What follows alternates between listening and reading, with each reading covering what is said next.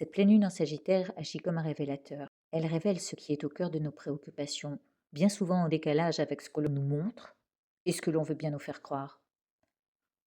Le monde des apparences fausses prend le dessus, car quitte à se faire plaisir, on cultive une terre faite d'artifices au détriment du pouvoir intérieur, qui est de taper le poing sur la table pour faire intervenir la sagesse suprême. Il n'est pas question d'être en quête de reconnaissance, mais plutôt de répondre à l'appel qui est de ne pas se laisser prendre par les nouveaux codes.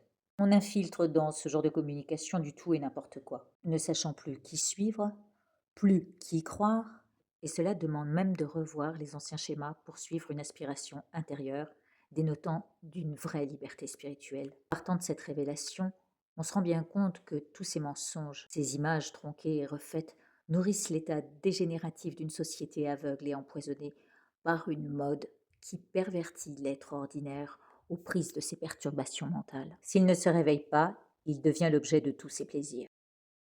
Le carré entre Mars en Taureau et Pluton en Verseau accentue ce combat intérieur. Une partie de nous veut rester dans le confort de ce qu'il connaît et côtoie, mais une autre force, sous l'influence de Pluton, nous pousse vers une transformation radicale. Uranus en Gémeaux, quant à lui, encourage le dialogue intérieur, avant tout partage sur les réseaux, avant toute acceptation à se faire embarquer ou diriger par un élément extérieur. Le nœud nord en Poisson, lui, nous ramène à notre intuition, à cette connexion à notre âme. En coupant avec les anciennes croyances, cette pleine lune nous invite à poser les bases d'une vie plus authentique. Guidée par notre spiritualité, notre être suprême, le temps s'accélère. Alors c'est maintenant le moment de s'engager sur la voie de la sagesse et du discernement.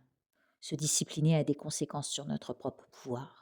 Il commence à l'intérieur de nous-mêmes et incarne cette version libre au point de devenir l'arbitre spirituel du chemin qui nous est propre. C'est un sentier caché et secret sur lequel on n'a extérieurement rien à prouver. Nous devons nous réjouir, car avec foi et détermination, nous arriverons à la libération.